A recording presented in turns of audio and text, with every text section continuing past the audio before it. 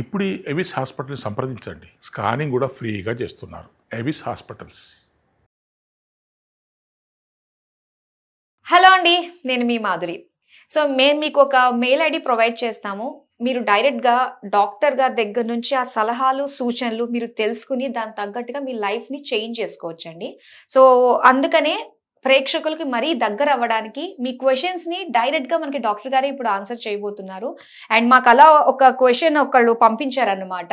రమ పంపిస్తున్నారు. Thank you so much అండి మీరు మాకు పంపించినందుకు. ఎస్, మరి మనకు వచ్చిన క్వశ్చన్ ఆవిడ బాధని ఇలా పంచుకున్నారు. ముందుగా అయితే మన డాక్టర్ గారిని కూడా ఇన్వైట్ చేసేద్దాము. సో హలో స్పందన గారు. హాయ్ మాధురి గారు. యాక్చువల్గా చాలా బాధాకరంగా ఉందండి ఈ క్వశ్చన్ ఇప్పుడు చదవడం. వాళ్ళు రమ మిగతావి ఏమి కూడా మెన్షన్ చేయొద్దు అని చెప్పేసి అన్నారు. యాక్చువల్గా ఏంటంటే ఆవిడ problem, so 2 years back marriage అయిందంట. అప్పుడు వాళ్ళ హస్బెండ్ అంట అమ్మ బుజ్జి అనుకుంటూ చాలా ప్రేమ చూపించేశాడంట. అది చూసి నిజంగా ఇలాంటి ప్రేమ నేను నా లైఫ్లో నా పేరెంట్స్ దగ్గర కూడా పొందలేదు, నాకు కరెక్ట్ పర్సన్ ఇతను అని చెప్పేసి చాలా. ఇంకా ఆ అమ్మాయి వచ్చి బ్రాహ్మిన్, సో ఆ అబ్బాయి వచ్చి నాన్ బ్రాహ్మిన్. ఆ అబ్బాయి కోసం ఈ బ్రాహ్మణ్ అయిన అమ్మాయి తన విలువల్ని అన్ని పక్కన పెట్టి తన కోసం నాన్ వెజ్ వండడం ఇవన్నీ కూడా తను చేసింది. సో నార్మల్ గా అంటే వాళ్ళు అలా చెయ్యరు, అలా ఉంటుంది, కొన్ని కొన్ని ప్రిన్సిపల్స్ ఉంటాయి కదా. సో అలా దాన్ని కూడా తను పక్కన పెట్టేసి తన హస్బెండ్ కి నచ్చినట్టుగా తను ఉందంట. అయితే 2 years తర్వాత ఆ హస్బెండ్ వేరే అమ్మాయితోటి రిలేషన్ లో ఉన్నాడు. సో ఈ అమ్మాయి ఏంటంటే ఎప్పటి నుంచో ప్రెగ్నెన్సీకి ప్లాన్ చేద్దాం అనుకుంటే ఇంకా మనకి టైం ఉంది కదా, ఇంకా కంప్లీట్గా సెటిల్ అవ్వలేదు కదా, సెటిల్ అయిన తర్వాత మనం ప్లాన్ చేద్దాం అనుకుని పోస్ట్పోన్ చేస్తూ అబార్ట్ చేస్తూ అలా అలా కంటిన్యూ అవుతున్నారు. సో వన్స్ ఇతను వేరే అమ్మాయితోటి ఇలా రిలేషన్లో ఉండడం ఈ అమ్మాయికి తెలిసింది. సో ఈ అమ్మాయి ఏమో ఆ అమ్మాయిని అడగడం, నువ్వెవత్తివి వెళ్ళిపో అన్నట్టు కొన్ని కొన్ని మాటలు జరగడము. సో తను కూడా అడిగితే ఇది అది కాదు, నీకేమీ అర్థం కాదు అని తను కూడా రెసిస్ట్ చేయడము, ఇదంతా కూడా జరుగుతుంది. సో ఇప్పుడు ఆ అమ్మాయి ప్రెగ్నెంట్. 1 yearగా వీళ్ళిద్దరి మధ్య ఇలాంటి మనస్పర్ధలు గొడవలు ఉన్నాయి. ఇప్పుడు ఆ అమ్మాయి ఆ అబ్బాయితోటి ఇంకా విడిపోదాం అన్నట్టుగా వచ్చింది. ఆ అమ్మాయికి వాళ్ళ పేరెంట్స్ సపోర్ట్ కూడా లేదు. తన సింగిల్, ఇప్పుడు ఏకాకి అయిపోయింది అన్నట్టుగా ఫీల్ అవుతుంది. తన హస్బెండ్ కూడా తను కొట్టడం లాంటిది చేస్తున్నాడంట. సో అన్పార్లమెంటరీ లాంగ్వేజ్ యూజ్ చేస్తున్నాడంట. అసలు ఒక అమ్మాయి దగ్గర మాట్లాడుకునే మాటలు ఒక భార్య దగ్గర అంత దారుణంగా మాట్లాడుతున్నాడంట. సో ఇప్పుడు ఆ అమ్మాయి ఏం చేయాలి? తను ప్రెగ్నెంట్ గా ఉంది. నువ్వు నా ద్వారా వచ్చిన ప్రెగ్నెంట్ కాదు, నేను ఇంట్లో ఉండట్లేదు కదా, నువ్వు ఎవరితో తిరిగావో ఏంటో అని చెప్పేసి ఆ అబ్బాయి ఈ అమ్మాయిని అంటున్నాడు. సో ఇప్పుడు ఆ అమ్మాయి పరిస్థితి ఏంటంటారు? ఇది చాలా దుఃఖమైన స్టోరీ అండి. అంటే పాపం ఈ అమ్మాయి ఇంత గొడవలు పడుతూ పాపం లాస్ట్ మూమెంట్ లో వదిలేయాలన్నప్పుడు తన ప్రెగ్నెన్సీ అవ్వటము. ఇప్పుడు ప్రెగ్నెన్సీలో ఆమె ఏం చెయ్యాలి అంటే బేబీని ఉంచుకోవాలా, లేకపోతే అంటే ఇలాంటి మనిషితో ఇప్పుడు బేబీని కంటే ఆ బేబీ పరిస్థితి ఏంటి? ఇంకా పేరెంట్స్ నుంచి ఫ్యామిలీ దగ్గర నుంచి సపోర్ట్ లేదు. సో ఆ బేబీని ఎలా పెంచుతుంది తను సింగిల్ మదర్ గా?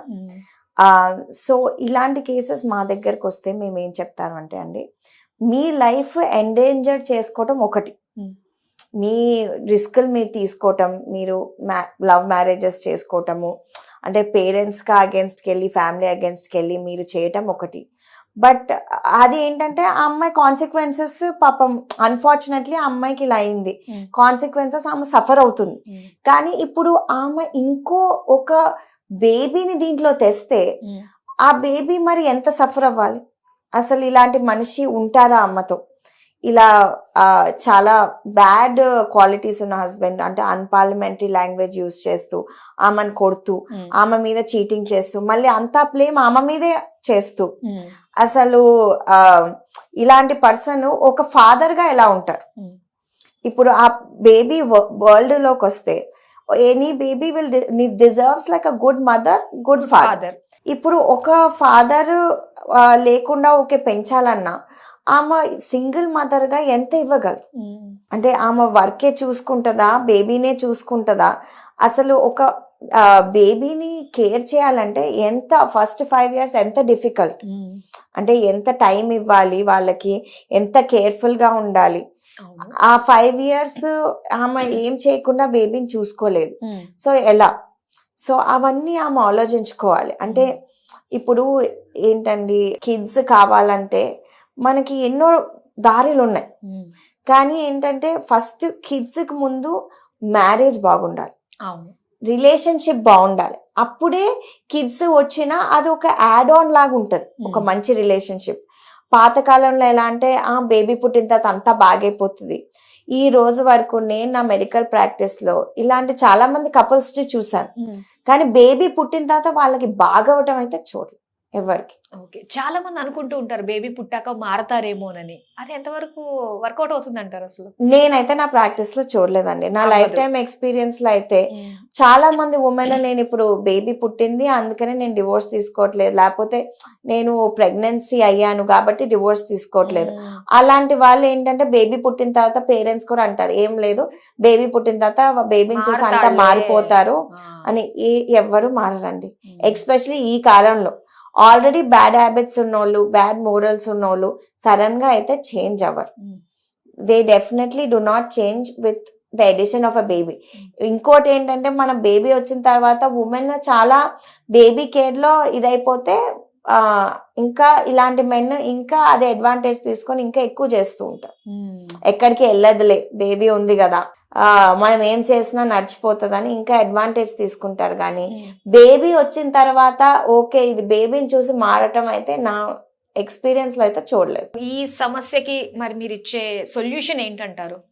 అండి, ఏ మదర్ అయినా బేబీని అంత స్ట్రెస్ లో ఇది చేసినప్పుడు బేబీస్ ఆల్సో ఆ స్ట్రెస్ ని ఫీల్ అవుతారు లోపల. బేబీస్ ఆల్సో సరిగ్గా డెవలప్ అవ్వరు చాలా మటుకి, ఎందుకంటే వాళ్ళ ఆ స్ట్రెస్ హార్మోన్ డైరెక్ట్ గా స్టమక్ లోకి వెళ్ళి ఎఫెక్ట్ చేస్తుంది. సో ఏంటంటే what we advise is first మీరు రిలేషన్షిప్ ఫిక్స్ చేసుకోండి, తర్వాత పిల్లల్ని కనండి. కరెక్ట్. బా, నిజంగా ఇలాంటి స్టోరీస్ ఎన్నెన్ని ఉన్నాయో అనిపిస్తుందండి. అవును మాధురి గారు, మీకు అప్పుడప్పుడు వింటూ ఉంటారు, మాకైతే డైలీ వింటాం కదా స్టోరీస్. సో మాకు ఏంటంటే మా లైఫ్ ఎక్స్పీరియన్సెస్ లో ఇన్నేళ్ళు ఓవర్ 14 years సీయింగ్ పేషెంట్స్, మాకేంటంటే ఒకటి అర్థమైపోతుంది ఎలా ఉంటుంది నెక్స్ట్. అంటే ఓకే కొన్ని ఎక్సెప్షన్స్ ఉండొచ్చు, but on a general note ఇలాంటి ప్రాబ్లమ్స్ ఉన్నోళ్ళు యూజువలీ వెంటనే బెటర్ అవ్వరు. అండ్ ఎస్పెషల్లీ కిడ్ వచ్చిన తర్వాత బెటర్ అవ్వకపోతే తను ఇంకా స్టక్ అయిపోతుంది బాగా అసలు. ఓకే, సో మరి విన్నారు కదా అండి, మీ సమస్యకి సొల్యూషన్ అయితే డాక్టర్ గారు చెప్పారు. అలా చాలా మంది చాలా రకాల సమస్యలతో బాధపడుతూ ఉన్నారు. అండ్ మీ సమస్యని బ్రీఫ్ గా మా మెయిల్ కి మీరు జస్ట్ మెయిల్ చేస్తే సరిపోతుంది, drspandana@gmail.com. సో డాక్టర్ గారు మీ క్వశ్చన్స్ కి చక్కగా మీకున్న సమస్యకి సొల్యూషన్స్ తెలియజేస్తారు. అండ్ మీ పేరు మీ డీటెయిల్స్ ఏమి చెప్పకుండానే మీకు ఈ విధంగా మేము తెలియజేస్తూ ఉంటాము. డెఫినెట్ గా వీడియోని అయితే అందరికీ షేర్ చేయండి. ప్రతి ఒక్కళ్ళు ఏదో ఒక సమస్యతో బాధపడుతూ ఉంటారు కాబట్టి సో వాళ్ళు ఎక్కడికి వెళ్లాల్సిన అవసరం లేకుండానే ఈ విధంగానే ఒక రిలీఫ్ ని పొందుతారనమాట డాక్టర్ గారు ఇచ్చిన సలహాలు సూచనల ద్వారా. So that's all for now. మరో వీడియోతో మళ్ళీ కలుద్దాం. Stay tune. By by.